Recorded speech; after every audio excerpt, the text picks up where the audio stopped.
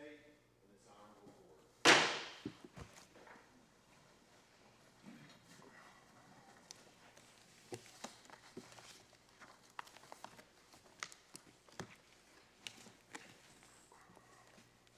Good afternoon. Our next case is Hwang versus Cairns et al., and we will hear from the appellant.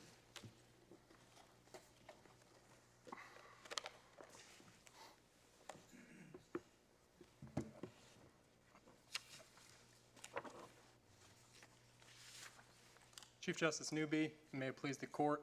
My name is Zachary Kaplan, and joined by co-counsel Mr. Robert Zaytoon, I represent the plaintiff in this matter, Dr. James Hwang. With the court's permission, I'll be presenting the plaintiff's argument for about our first 20 minutes and reserve about 10 minutes for Mr. Zaytoon in rebuttal. Your Honors, the Court of Appeals below applied a diluted standard of public official immunity and failed to view the evidence in the light most favorable to the plaintiff in affirming summary judgment. But when both of those standards are properly applied to the evidence in this record, neither public official immunity specifically nor summary judgment more generally apply here. And accordingly, this court should reverse. Your Honors, before diving into the public official immunity and summary judgment analysis, I think it's critical to briefly note two of the most significant issues of credibility and genuine material fact that are reflected by the facts in this record. The first relates to the defendant's lack of credibility when the evidence is properly viewed in the light most favorable to the plaintiff. The record in this case is full of testimony from other UNC hospital physicians and other employees that attest under oath that the defendant has a long and well-documented history of exactly the same type of misconduct that the plaintiff alleges in this case. That is, threatening to make false HR claims against people in order to damage their reputation or careers, and in many cases actually following through with several of those threats. By way of example, I would highlight just a few of the points in the record where this trend or this modus operandi evidence is relevant. For instance, Dr. Holtman testified that after he raised a concern about substandard care being provided by a different doctor that was under the defendant's supervision, the defendant warned him to never bring up those concerns again. Dr. Holtman testified that the defendant then, quote, warned me in Dr. Kibbe's presence that he would bring a false complaint to HR against me if I refused to acquiesce. Dr. Cairns rose from his chair, shook his fist at me, and yelled, "If you do not comply with our plan and do what we say, then we will activate an HR case against you that is ready to go in the chancellor's office. I can pull the trigger at any time, and we will destroy your career." That's at Doc Exhibit page 98. Likewise, another UNC hospital physician, Dr. Higginson, testified that after she raised similar concerns about a doctor giving substandard care under the defendant's supervision, he likewise threatened to bring a false HR claim against her, this time for racial discrimination, again, completely unfounded. Dr. Higginson further testified that after she left UNC, very similar to the plaintiff in this case, the defendant called other hospitals that she was interviewing with and told them defamatory statements about her in an attempt to damage her career. And finally, as last example, longtime burn center nurse Raina Gorsek testified that, quote, on numerous occasions, Dr. Cairns acted maliciously against other providers in the department by making false statements and complaints against them to supervisors or to HR. That's at page 93 of Doc Exhibit. And Nurse Gorsek further testified that on one occasion in particular, quote, Dr. Cairns came to me and asked me to file a false claim against Dr. Peck, who at that time was the supervisor of the burn unit, the position that the defendant wanted to assume after Dr. Peck. Again, these are repeated examples throughout our record. Again and again and again, we see UNC physicians and other employees that go on record saying that the defendant did to them or other people exactly what the plaintiff is alleging that the defendant did to him here. Now, below, the Court of Appeals completely ignored this critical mass of evidence undermining the defendant's credibility. And in his briefing before this court, defendant tries to minimize this evidence by saying that, well, that just shows that the defendant had a demanding or confrontational style of management. But of course, Your Honors, that is the exact sort of favorable characterization of the facts that is improper at this stage, at summary judgment. Before a jury, they could certainly argue that the jury should view those facts in that favorable light, but not at this summary judgment phase. This modus operandi evidence establishes a genuine issue of material fact and, more importantly, of witness credibility, again, therefore rendering summary judgment improper when this is viewed in the light most favorable to the plaintiff. The second major genuine issue of material fact arises from the defendant's contradictory statements specifically about the allegations in question at this case. First, during UNC's investigation, the defendant repeatedly and unequivocally, during two different investigatory interviews, told the investigators that he had personally viewed videos and photographs of the alleged misconduct and that he then reported it to his supervisor. When asked if he could identify anybody else who might have seen these photos and videos, he said that he could not identify anyone else. But once litigation began, the defendant changed his story. In response to interrogatories, the defendant now claimed, actually, he didn't see the pictures of the videos himself. He claimed that two of his subordinates showed them to him, Dr. Jones and Dr. Ortiz-Pujos. But after Dr. Jones, in affidavit testimony, flatly rejected the defendant's claim, the defendant now came up with a third version of his story and said, oh no, actually it wasn't Dr. Jones who told me, it was just Dr. Ortiz-Pujos, and it was her and one other unidentified person present for the conversation. But even this third version of the defendant's story is directly refuted by testimony in affidavits from Dr. Ortiz-Pujos, who said that nobody else was present during the conversation. These inconsistencies constitute a direct contradiction on perhaps the most significant question of fact in this case: who made and spread the defamatory statement about the plaintiff? And it raises both a genuine issue of material fact and, similar to the modus operandi evidence I discussed earlier, it raises questions about both defendant's credibility and Dr. Ortiz-Pujos' credibility, both obviously key witnesses in this case. Again, below, the Court of Appeals erred by fully and exclusively adopting the version of these disputed facts that favors the defendant. That is, that Dr. Ortiz-Pujos told the defendant about these photos and that the defendant then reported them to his supervisor, which he had allegedly a duty to do under UNC policy. But again, that is the same favorable version, that the defendant presents this same favorable version of the facts in his briefing before this court. But that is plainly not viewing the evidence in the light most favorable to the plaintiff. Instead, it adopts whole cloth, as the Court of Appeals did below, the version of the evidence in the light most favorable to the defendant. When properly viewed in the light most favorable to the plaintiff, this evidence of witness credibility and of these inconsistent statements render summary judgment improper here. Your Honors, it's in the context of these major disputes of material fact and credibility that I'd next like to discuss why public official immunity is inapplicable here and why the Court of Appeals erred in holding otherwise. This is for two reasons. First, the defendant's positions, specifically his position as the chief of the burn unit, but also his other various positions at UNC and UNC Hospital, do not properly meet the 4 factors for public official immunity as set out by this court. And second, even if they did, public official immunity would be inapplicable here because the evidence, again, when properly viewed at this stage as it must in the light most favorable to the plaintiff, shows and demonstrates the defendant acted with malice, thus negating any public official immunity. On that first point, why isn't this court's decision in White v. True controlling? Your Honor, the decision in White v. True is not controlling because that was a sovereign immunity case, not a public official immunity case. And as this court unanimously noted just a few weeks ago in the Graham v. Lambert ruling, while sovereign immunity and public official immunity are certainly similar, they are conceptually and legally distinct doctrines, rendering the one sentence from that opinion that the defendant relies upon in saying that the department head, who was the defendant in that case at NC State University, was a public official means that the defendant in this case is also a public official. The reason why that sentence in the White v. True case is dicta and irrelevant to this case is because, again, as this court noted just a few weeks ago unanimously, in questions of sovereign immunity, it does not matter whether the defendant is a public official or a public employee. Rather, the crucial question, the crux of that analysis, is whether the defendant was sued in his or her official capacity or individual capacity.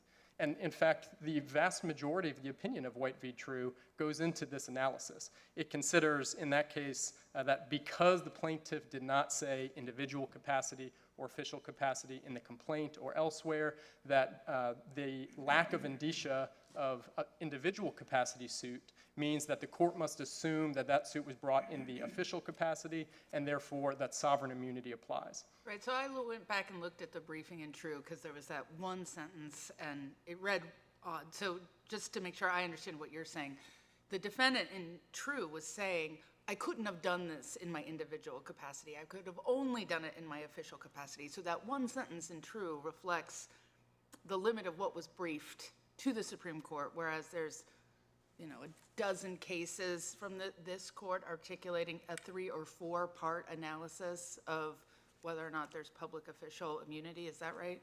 That's correct, Your Honor. And again, the reason why that is the case is because in sovereign immunity cases, it does not matter whether the defendant is a public official or merely a public employee. That is not a part of the analysis. Of course, when it comes to public official immunity, that is the entire analysis. And then, of course, there are the exceptions, malice, and the others that we might talk about in a little bit.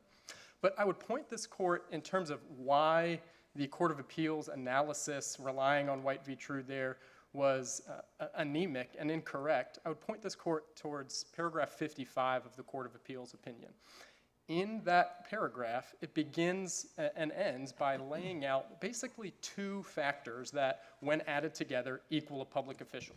Factor number 1, works at a public university. Factor number 2, has exercises discretion or judgment or decision-making within those duties.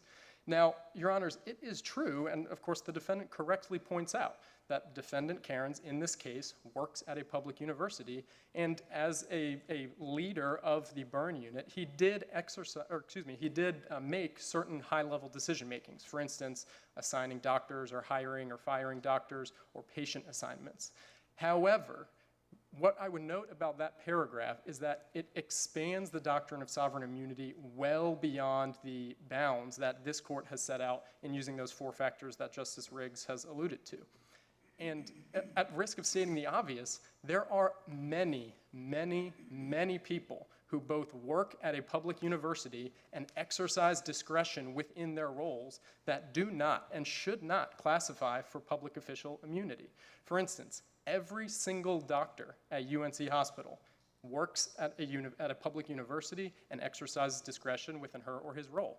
Every single professor at UNC Chapel Hill or other UNC system institutions works at a public university and exercises discretion within his or her role, regardless of whether she or he is a department head or any other professor. They certainly exercise certain levels of discretion.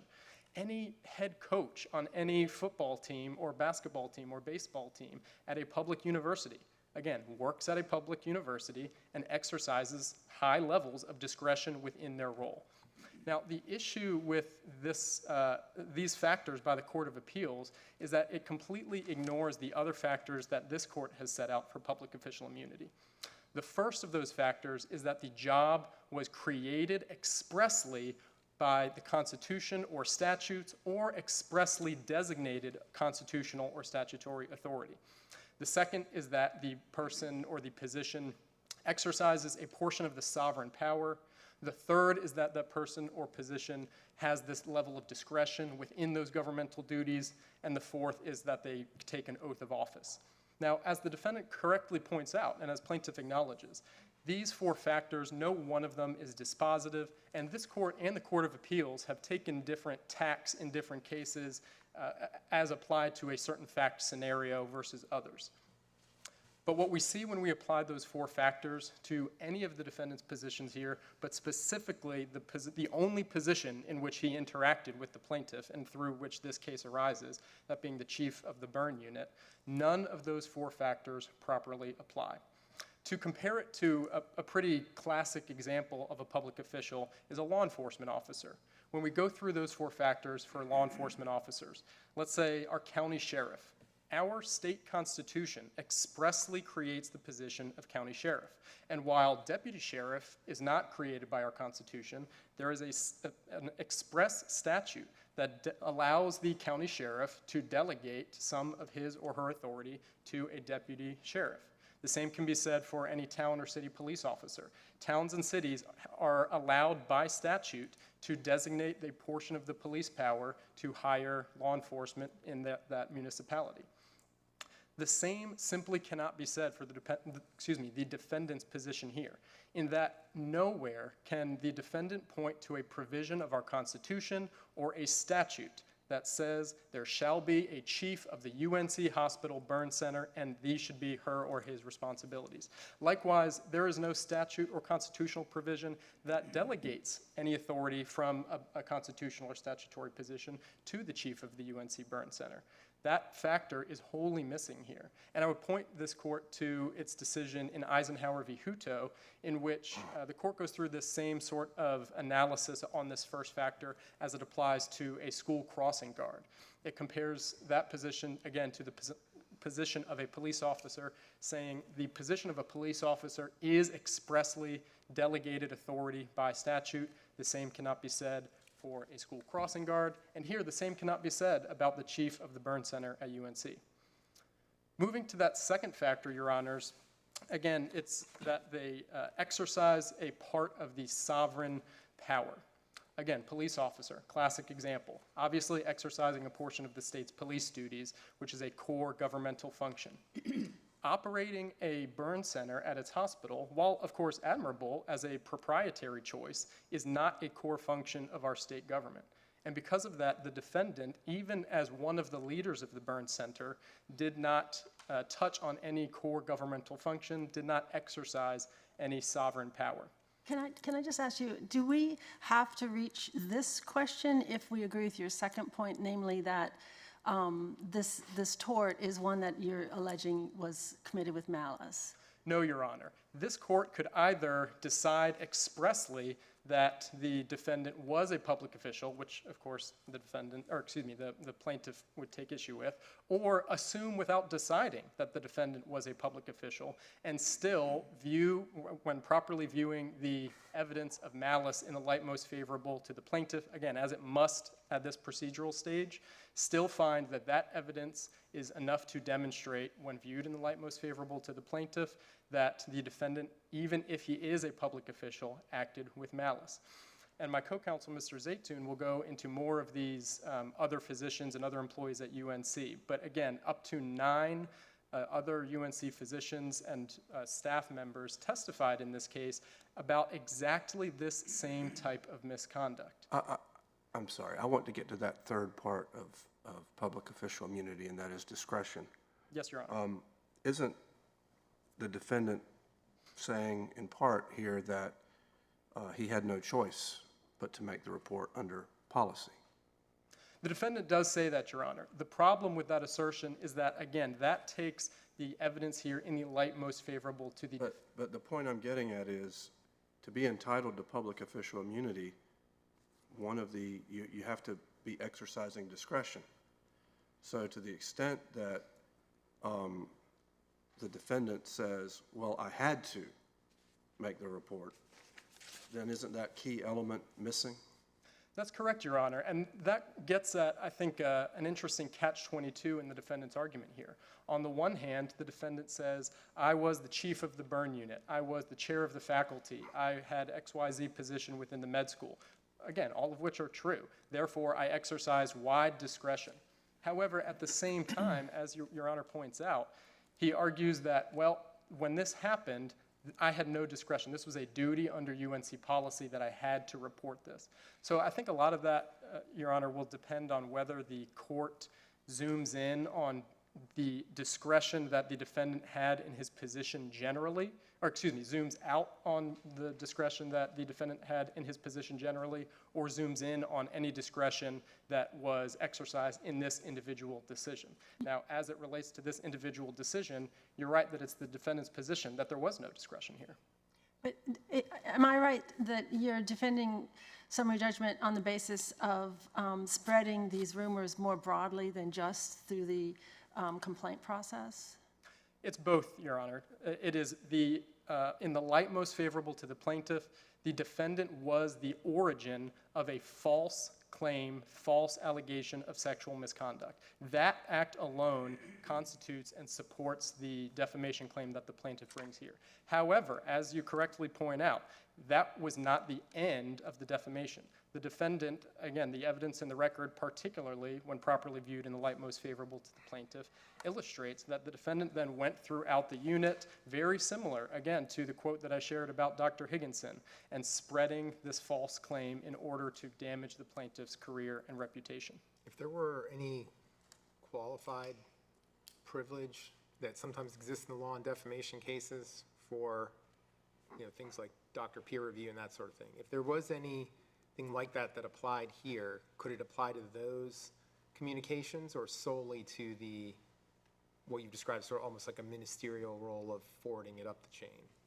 No, Your Honor. The defendant does argue before this court that any statements that were made would be protected by privilege. However, again, that improperly views the evidence in the light most favorable to the defendant instead of the light most favorable to the plaintiff.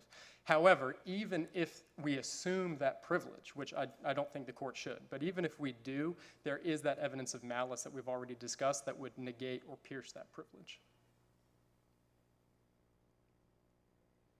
Your Honor, I see that I've cut into some of our rebuttal time that we're reserving, so if there are no further questions, I will reserve the remainder of our time. Thank you. Counsel? Hear from the appellee.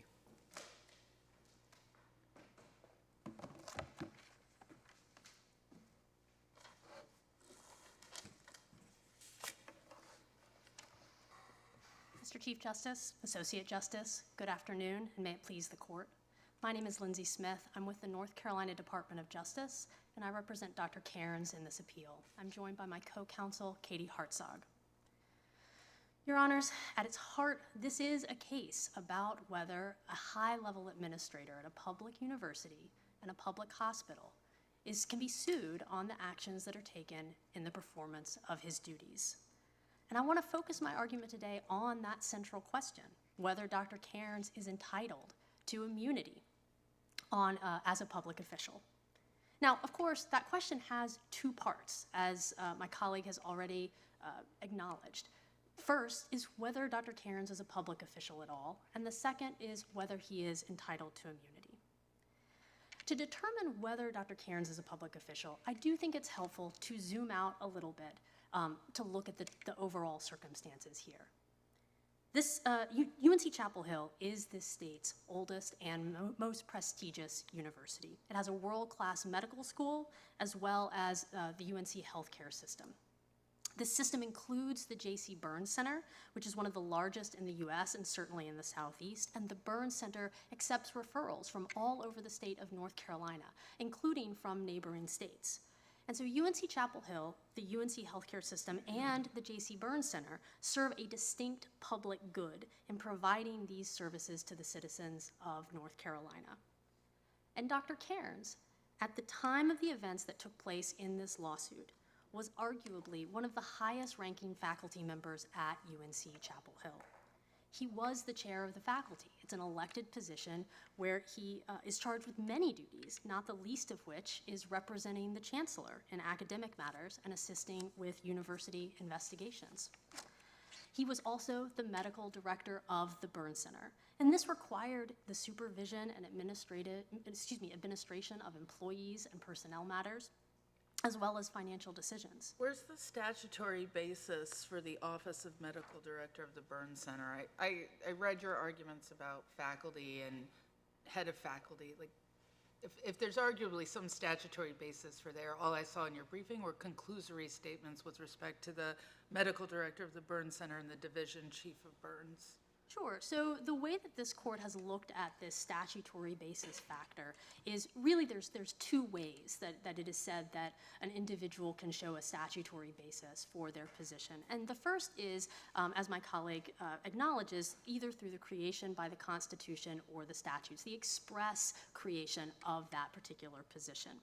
Or the second way, and this is articulated in the court's decision in State versus Horde, by delegation from the sovereign power to an inferior body, the right to create that position in question. And so to answer your question, Justice Riggs, the the General Assembly established the UNC healthcare system in General Statute, the 11637. They established the board of directors. They also established the CEO of the healthcare system. And in addition to establishing those roles within that section, they also allows the board of directors to appoint administrative and professional staff necessary to fulfill the duties of the CEO. This is under the officers section of that statute.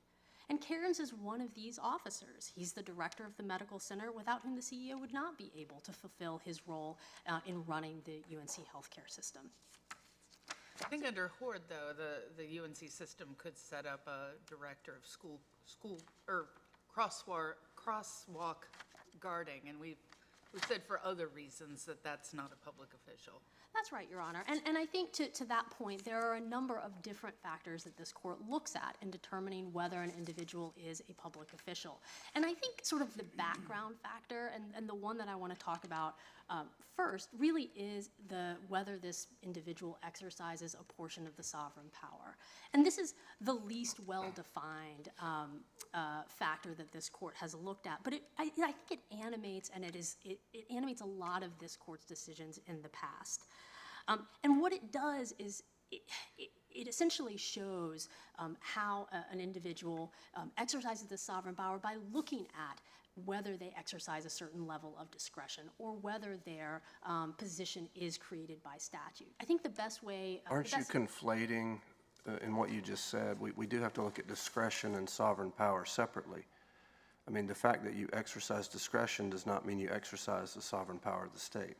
Well, Your Honor, I think this court itself has actually conflated those two particular factors. Should we continue the conflation if we've done that? So I think what this court, I think the way to look at this particular factor is by looking at how it's animated through delegation and the statutory authority, right? So if you look at this court's decision in Eisenhower v. Hutto, it looks at the grant of public official immunity to police officers. And what this court said is that police officers' authority in enforcing the criminal laws involves the discretionary exercise of some portion of the sovereign power. So again, what we're really looking at is is this an individual who exercises a portion of the sovereign power? And I think we do that by looking at discretion. We do that by looking at statutory basis and sometimes by looking at an oath of office, Your Honor.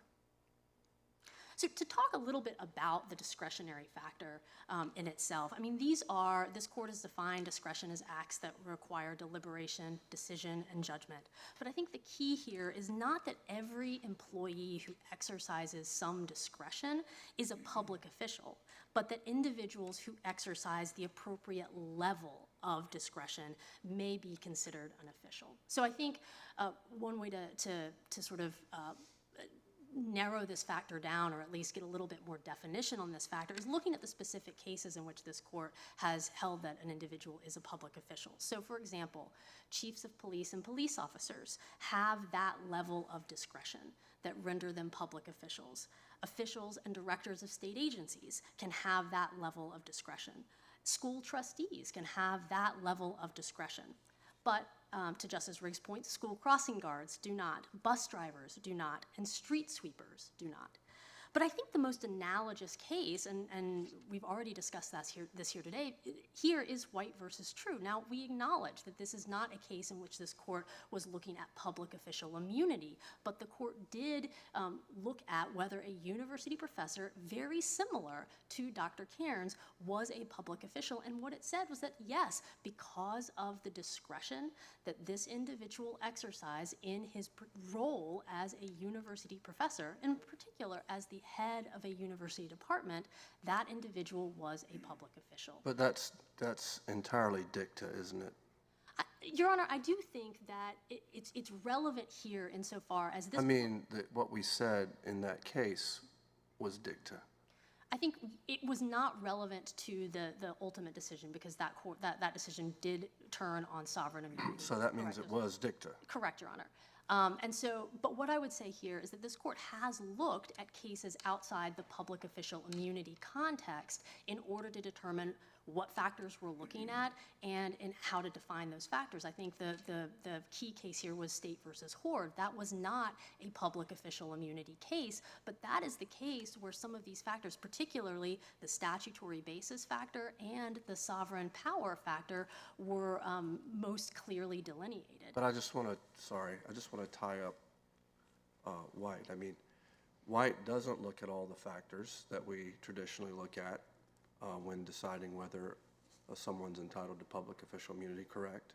That is correct, Your Honor. And sovereign immunity, the applicability of sovereign immunity doesn't turn on whether someone's a public official or a public employee. That is correct. And so it just seems to me it really has no bearing on this case. So I think, again, for the reasons I've already said, I think we would disagree with that, Your Honor. But what I would say is that many of our cases, and many of this court's previous cases, have not looked at all of these factors. I mean, the earliest sort of historical cases have relied almost exclusively on discretion, perhaps with this sort of background factor of this was also somebody who worked for a public entity or a governmental entity. So in thinking about, okay, what kinds of discretion involve the sovereign power of the state? So one way to look at it, does the defendant, what authority does the defendant exercise that he wouldn't be able to exercise in, say, a private hospital? Mm-hmm. So that is certainly, I think, one of Dr. Hwang's arguments, right, is that this court should look at, quote, governmental duties. I don't think there's any basis in this court's previous decisions on public official immunity that we have to look at what kind of authority is exercised in a sort of a private analog, right? So, for example, this court has held that school trustees are public officials, right? And simply because there are also and can be school trustees in a private context, that really wasn't. That really had no bearing there. I think that's similar. You see that in the rest of our cases, or excuse me, in this court's cases, is we've never really made that distinction, right? And I think the reason that we don't need to make that distinction here is simply because.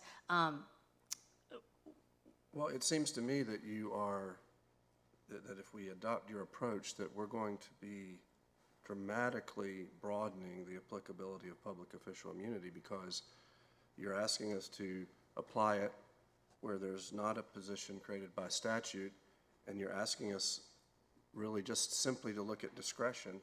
And I don't hear a lot about the sovereign power of the state and what you're saying. It seems to me that you're saying that if the person exercises a significant amount of discretion, we should simply assume that the sovereign power of the state is being exercised. So I'm struggling to see where's the sovereign power of the state in all this.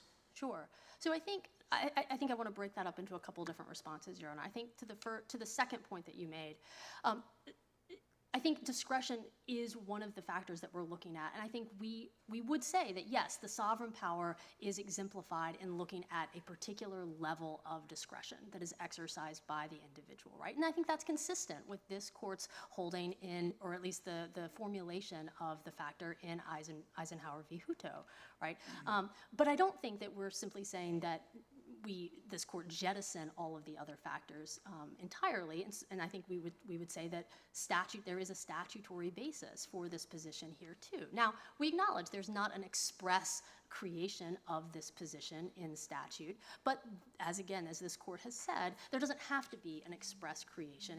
There has to be a delegation of the authority to an inferior body to create that position, and that's what's happened here. He had a couple of different positions that he was holding, including the chair of the faculty and the medical director, both of which have a basis in statute for the delegation of that authority, Your Honor. But don't we have to, first of all, make sure that we are evaluating his immunity based on the capacity he was acting in when he took the actions that are the subject of this case?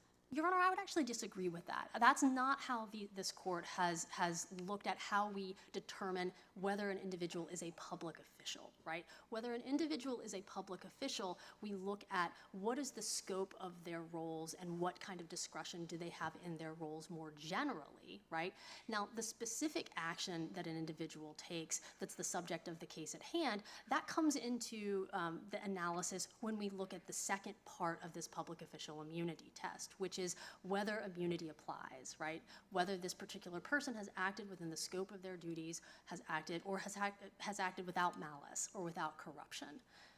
But so you're basically saying if he's a public official in one role, then he's entitled to consider whether he's immune for everything he does in every role? No, Your Honor, that's not what I'm saying. I'm saying that if he's a public official in one role, he is considered a public official. That doesn't necessarily mean he is immune from suit with respect to everything he does, right? I mean, certainly if a public official acts outside the scope of his duties, that's one of the traditional exceptions to immunity. But aren't we just basically saying the same thing? Because I'm saying that to decide whether he has, whether we even look at immunity in this case, we have to look at what capacity he was acting in when he took the actions that are the subject of this litigation. So I don't think we're saying the same thing, Your Honor, because I think I really do see a distinction between the two analysis, right? And so what we're saying here is that he passes this test as a public official because of the actions, or because of the scope of his roles and his duties. And in the actions that he took here, you're right, we do have to look at the actions that he took here, but those actions were taken in the scope of his role as the director of the medical center, right? So isn't that the question? Does the director of the medical center, is that person a public official? But I think, I think I would disagree with that, Your Honor, because I think that's sort of backtracking the argument. So again, I think we look first to say, are they a public official, right? And I think the director of the medical center, I think we would argue that yes, they are a public official, right? There is this, as the director of the medical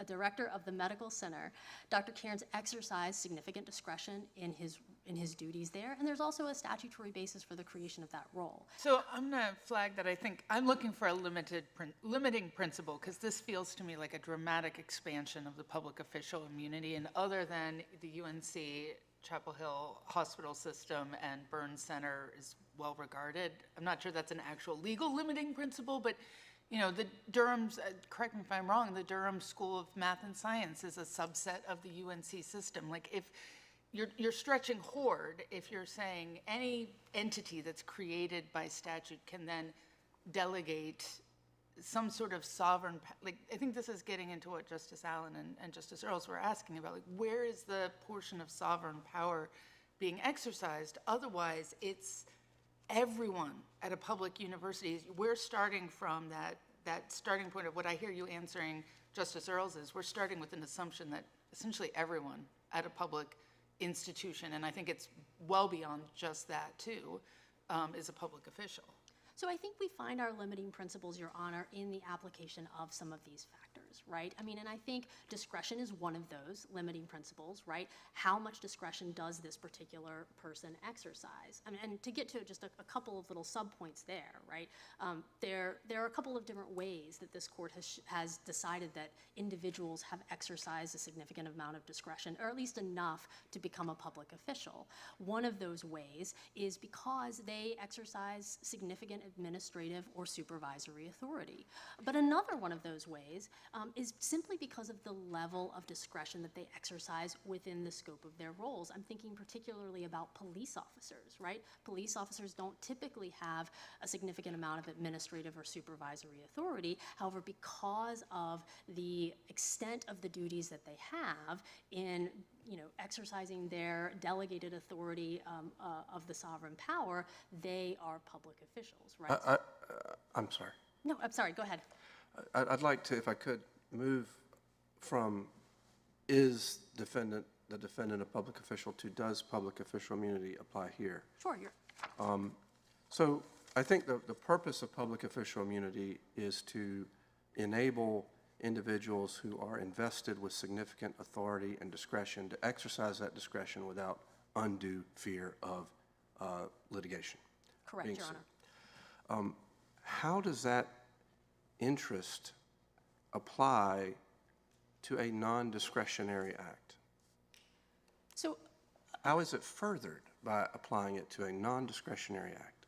So a couple of points here, Your Honor. I mean, I think we do not necessarily contend that he did not have discretion in his duties at the time that this particular this happened. Right? However, You're not saying that he had to make the report?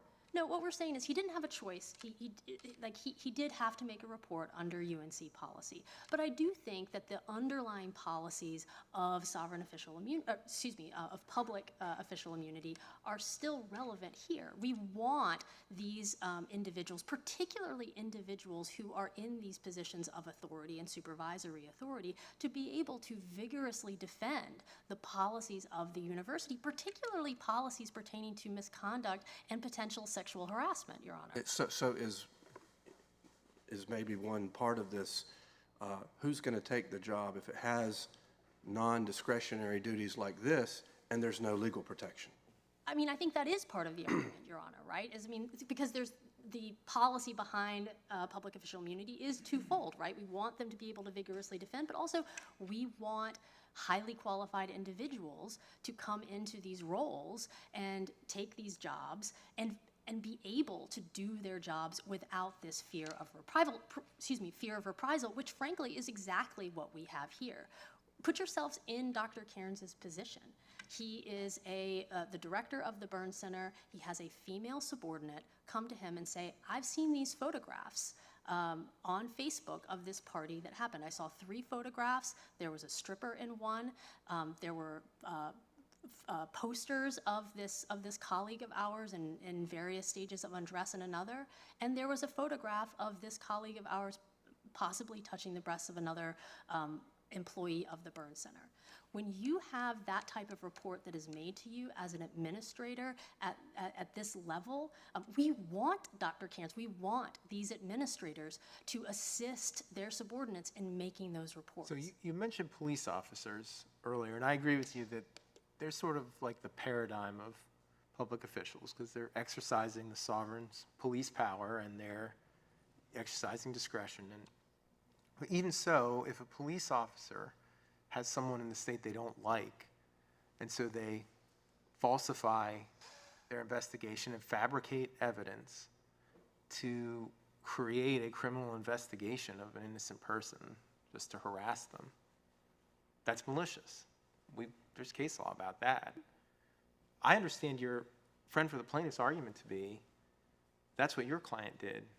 Why isn't it malicious when your client does it if it's malicious when police officers do it? So I think the answer to that, Your Honor, is that there is no genuine dispute on that particular issue of whether Dr. Cairns acted with malice. There is nothing in the record there's not genuine evidence in the record that would support this claim that Dr. Cairns fabricated this report. So what we have here, we don't have simply Dr. Cairns' testimony against the world. What we have is the testimony of Dr. Ortiz Pujol, who said, I saw these photographs on Facebook. Here is what was in them. We have the testimony of the head of the Burn Center, who said, yes, Dr. Cairns came to me with Dr. Pujol, and Dr. Pujol told me, here is what I saw on Facebook. I saw these photographs. Here is what was in them.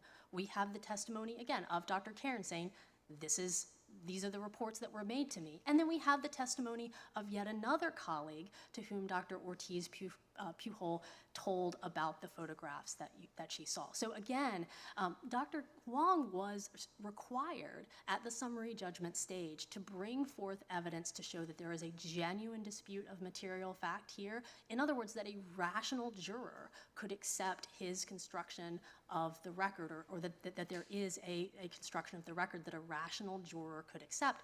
There is no such construction of the record. So you don't think it would be a reasonable inference that jurors could make when they learn that your client had encouraged people in the past to falsify or fabricate evidence to harass or harm the reputation of other people that he didn't like? No, Your Honor. That's what he was doing here. No, Your Honor, I don't think it's a reasonable inference, and here's why. I think the first reason is because none of the affidavits that my colleague has spent so much time discussing talk about this case here and talk about what happened in this particular case. They all involve different instances. Many of them are rife with speculation and hearsay, but even assuming that those affidavits are true, they do not create a reasonable inference of malice in this particular instance. And I think the other reason that they don't is because in this particular case, we have significant evidence about what exactly happened here. We have multiple different people who talk about the photographs that were seen on Facebook. This is not simply Dr. Cairns' testimony against the world, Your Honor. Well, there is the testimony in the affidavit of Dr. Holtman in paragraphs 13 to 16 that do specifically talk about Dr. Hwang and statements that Dr. Cairns made directly about the subject of this lawsuit. So I think to the extent that Dr. Holtman's affidavit, again, is admissible in evidence, which is something we've disputed in our briefs, but even assuming that it is, Your Honor, it doesn't create any genuine issue of material fact as to why Cairns would have reasonably complied with university policy in assisting a subordinate female employee in making a report about potential misconduct. All that the Holtman affidavit says is that that Dr. Hwang is under an investigation for some pretty bad stuff, and it doesn't necessarily suggest that Dr. Cairns assisted Dr. Ortiz Pujol in making this report out of any malicious motive. He says, Dr. Cairns also said awful things about Dr. Hwang, such as, quote, either he will fail at UAB or I will make sure that happens. So again, Your Honor, I mean, to the extent all that Dr. Holtman's affidavit can show is potentially that Dr. Cairns may have made some statements after the fact, right? They do not give any sort of suggestion about Dr. Cairns' motive for assisting his subordinate in making a report. I would also like to point out, just again, I don't want to belabor rebuttal points, but I do want to point out that I think, Justice Earls, you had asked a question to my colleague about, what's the basis for the defamation claim here? Is it just the reports that Dr. Cairns made, or excuse me, the report about the photographs, or is it the statements that were made afterwards? And I think we've outlined this in our brief, but Dr. Hwang has at this point abandoned those any basis for his defamation claim on the basis of those statements afterwards. In all of the briefing, he says that the basis for the defamation claim is Dr. Cairns' statement to Dr. Kibbe, the head of the Department of Surgery, as well as to the HR investigators, that there was a photo of Dr. Hwang touching the breasts of a female employee of the burn center. That is the basis on which Dr. Hwang's defamation claim rests. So I think there's really three reasons why there is no malice here. And I think the first we've already talked about, that Dr. Cairns expressly complied with the policy here. This court has defined malice as being actions that are contrary to policy. So the fact that Dr. Cairns complied with policy in assisting his subordinate employee in making this report, I think alone defeats any inference that there was malice here. I think the second is that over the course of this lawsuit, everything that was said by Dr. Ortiz Pujol about what she saw in the photographs was, almost everything, I would say 99%, was determined to be true. There was a stripper, there was a party, there was a stripper at the party. The stripper danced with folks, that there were folks who were, there were posters, photoshopped posters of Dr. Hwang. And then there were many photographs of different individuals touching the breasts of a female employee. And so the fact that the photographs that were produced in discovery show that these kinds of things were going on absolutely cuts against an inference that this was a fabricated statement that Dr. Cairns simply made up in order to defame Dr. Hwang. I think in order for this court to accept this theory, or his fabrication theory, pretty much everybody had to be lying. Dr. Ortiz-Pujol had to be lying, Dr. Kibbe had to be lying, Dr. Cairns had to be lying, and Dr. Maley, the other colleague that Dr. Ortiz-Pujol talked about the photographs with, he also had to be lying. There had to be a pretty vast conspiracy, and I simply don't think that that is a reasonable inference, based on this, a reasonable inference for the court to make.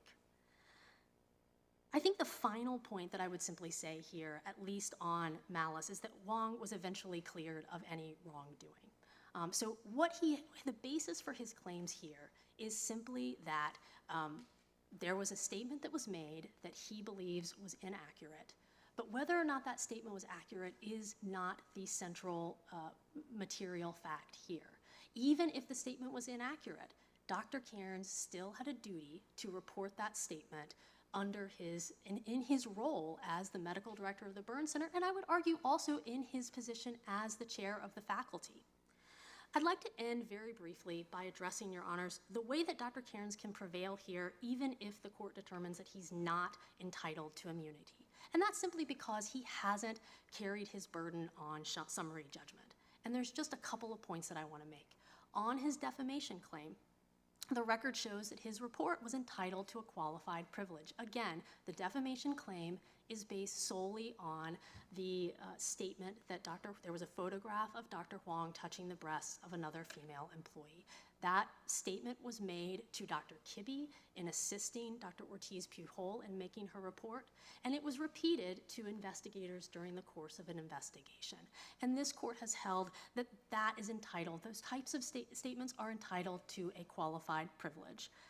To the extent that Dr. Hwang also has a tortious interference with contract claim, he fails every single element of that claim. In particular, he has shown no shred of evidence that he has any damages, no actual damages whatsoever as a result of this action. There was an investigation. He was cleared of any wrongdoing. He was paid every cent of compensation that he was owed. And since 2017, he has been the director of burn surgery at another university at a substantially higher salary. So to sum up, this court should affirm the grant of summary judgment to Dr. Cairns. He was a public official and entitled to immunity. And even if not, Dr. Hwang's tort claims must fail on the evidence that he's presented. Thank you, Your Honors. Rebuttal.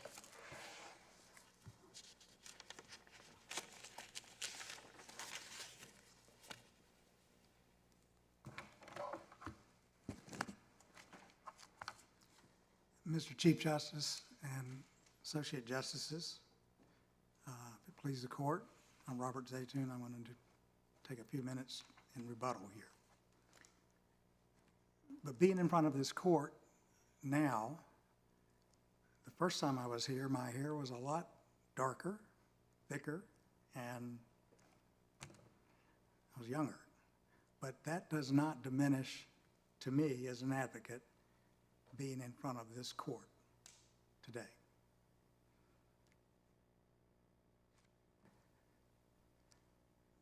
I believe Mr. Kaplan has dismantled the public official immunity argument that's been made to you by the Attorney General here. But let me just, a few minutes, talk about that. And Justice Earls, you inquired as to whether that issue really needed to be disposed of by this court, or could the case just go on the malice? I think it is a very dangerous argument and a very dangerous place to go to expand public official immunity to the degree that they assert. It's as if it's in his genetic code because, as we stated in our brief, perhaps colloquially, he's the caboose, and there are a lot of boxcars in between him and the engine, which is the statute that established the University of North Carolina. That does not make him a public official.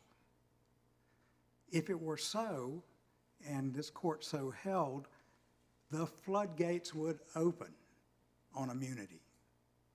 And immunity means you're not subject to the rule of law, to the courts. It's a big deal. And it should be narrowly construed, and certainly in this case, It's stretched like a rubber band if Dr. Cairns is a public official. If he's a public official, is the head of grounds and buildings at UNC, who makes decisions every day about which building needs to be renovated or cleaned in what order. A lot of discretion. Is he a public official? I would say no. I'm glad that, Mr. Kaplan mentioned sports coaches, and I'm glad he didn't mention Roy Williams, because somebody might argue that he is, but I would submit that a sports coach is not a public official, although they make a lot of decisions, which plays to call, which player to put in, which player to seek to recruit. They're not public officials exercising the sovereign authority of the state of North Carolina, nor is Dr. Cairns. It's too attenuated. And if this court goes in the direction that I think is a dangerous direction, it's going to open a floodgate of people who believe they are not responsible, cannot be held accountable for their actions because they work for the University of North Carolina. That just can't be the law. And I don't believe this court will go there. But I want to move more quickly to malice. And therein lies the true Achilles heel in Dr. Cairns' argument. Why did it take 42 pages in their main brief to even get to the affidavits, and 46 pages to mention that they have no evidence of motive? I'm sure the Attorney General has argued many cases, criminal cases, where in a robbery, someone who's deemed to be the suspect, but there are multiple other witnesses who will testify that in the very same way he committed this robbery, said the same thing to the store clerk, wore the same clothes, wore the same gloves under 404B.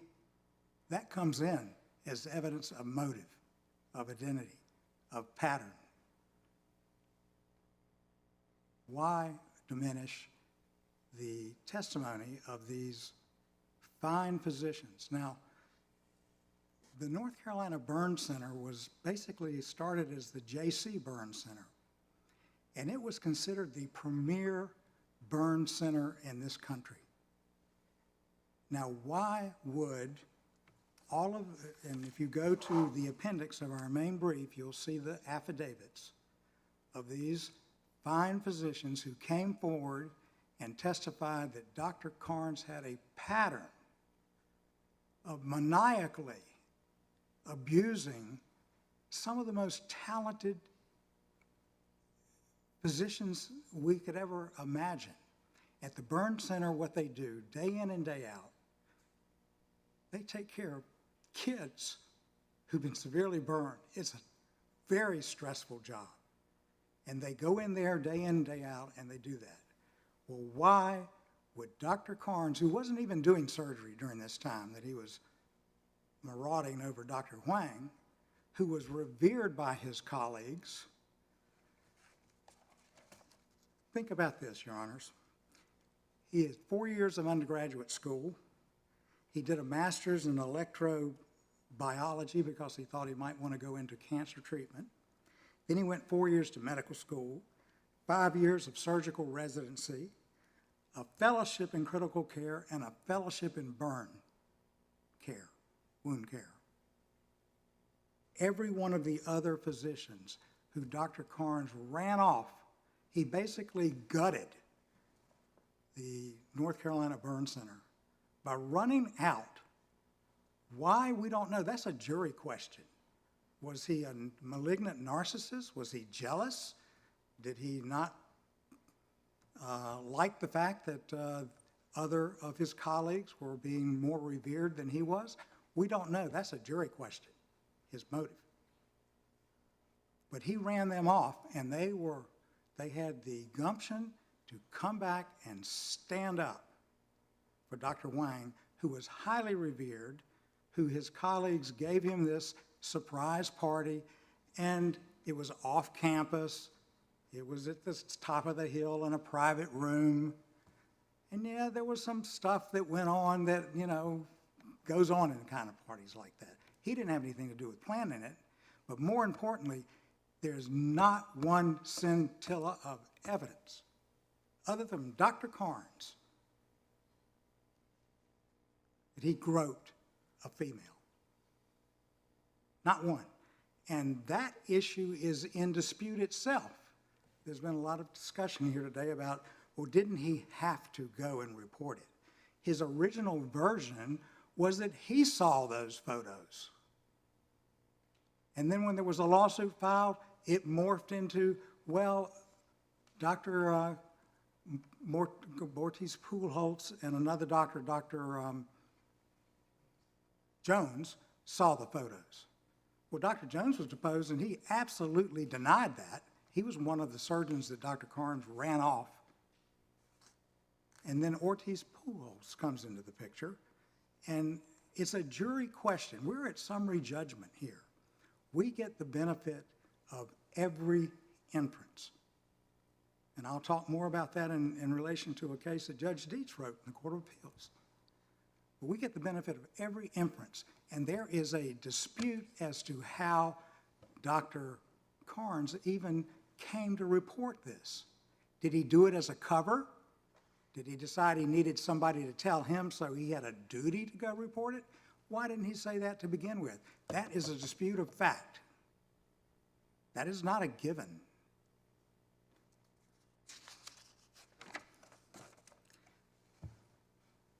Why did the administration fiddle? I'm not going to use the analogy while Rome burned, but basically that's what happened. The burn center imploded. One top surgeon after another who Dr. Cairns abused, publicly demeaned. These are people who every day dedicated their lives to taking care of burn patients. There is no worse injury. Mr. Zaytoon, I believe your time's expired. Okay. Then I'm Thank you very much.